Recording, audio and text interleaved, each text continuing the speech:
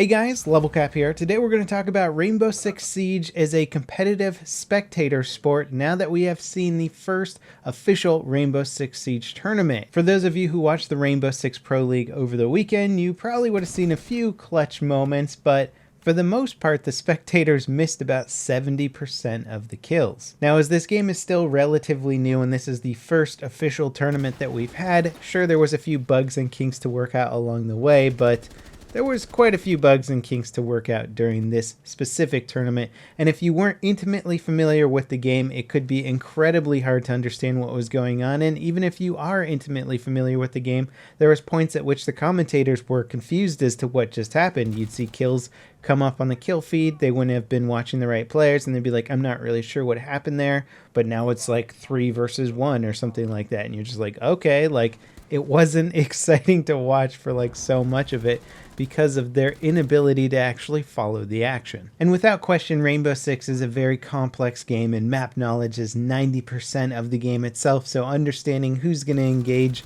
first is very important for setting up the camera to engage those angles. One of the biggest annoyances I had was that if you were spectating first person from a player who died, that camera would instantaneously just black out and switch to somebody else.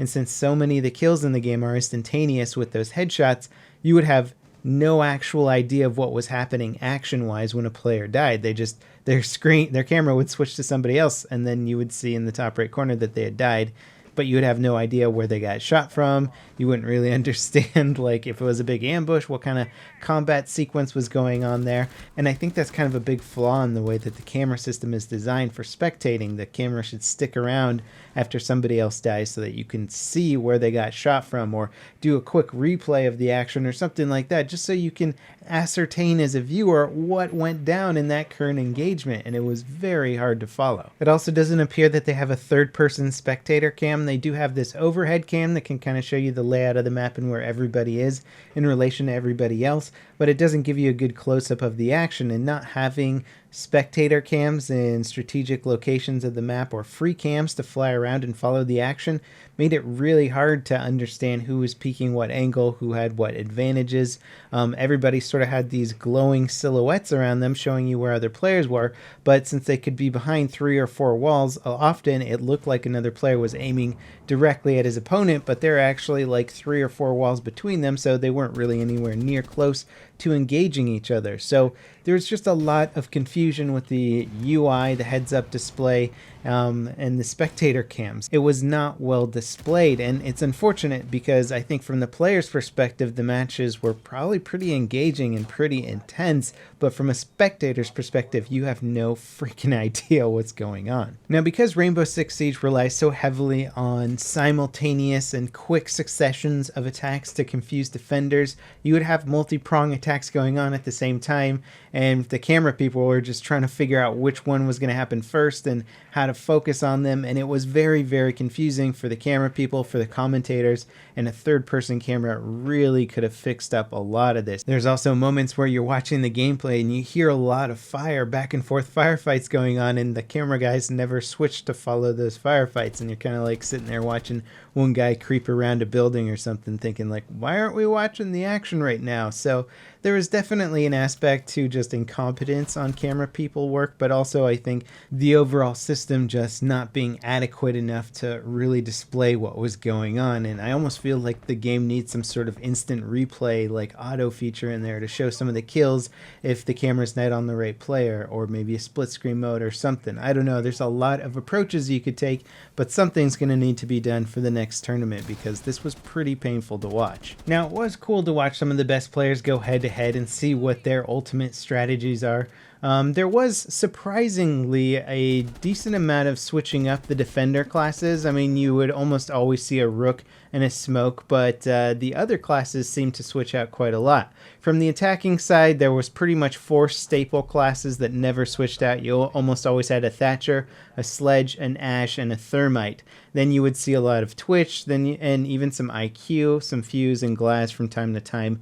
but those 4 staple classes seem to kind of be there the whole time. This might change up as more DLCs come out and they add new operators, but at the moment the attacking team didn't have as much variety as the defending team. Now when it came down to the actual tactics and strategy, everybody knows the map so well because they've all played them for hundreds of hours basically at this point, that they all kind of know exactly what angles people are coming from. There was a few flanks where people get shot in the back or in the side or something like that, but a lot of the time it was just somebody that had to watch 2 angles, and all they would do is switch between them both really fast, and somebody would come around the one they weren't watching just by chance and shoot them. It felt like a lot of the engagements were coming down to chance rather than pure strategy, and that was a little bit disappointing. And I think a lot of that honestly is due to the time to kill in the game, because it's so fast, so instantaneous. There's no time to react or sort of compensate or make up for a missed opportunity or a strategy. It's just who peeked who first,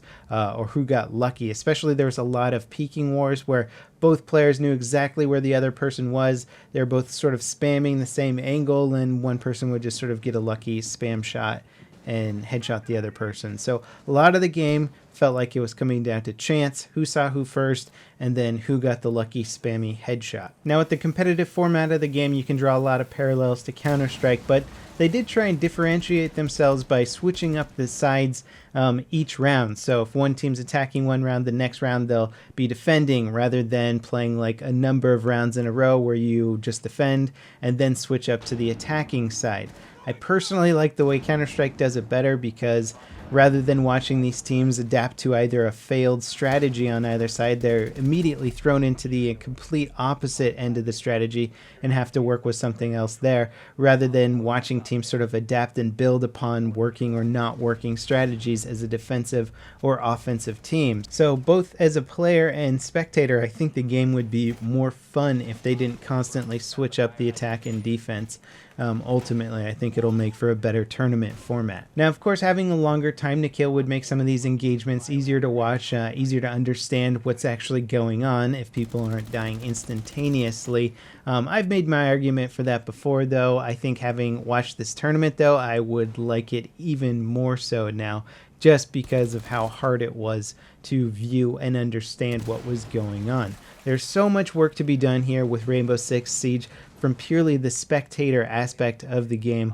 It was an okay first tournament. Sure, there was bugs and stuff like that where they had to reset rounds, but honestly, that was the least of their problems. Just missing the combat, missing all the action, not understanding what the current strategies were was really, really hard to follow. And I think they can do better. I don't think it's an insurmountable task to create third-person perspective cameras or cameras in good action points around rooms where they know people are going to be peeking certain angles.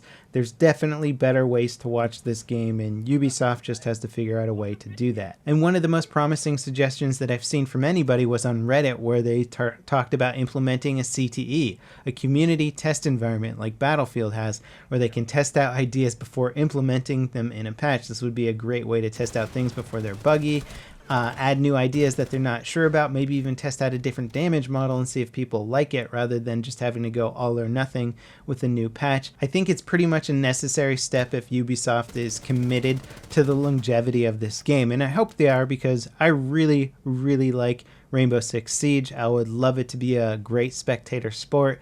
Like I said, it's got a long way to go. I hope they put in the hours, the time, and the effort to make this game be what it ultimately can be. As always, guys, thanks for watching, and I'll see you next time. This is LevelCap signing off.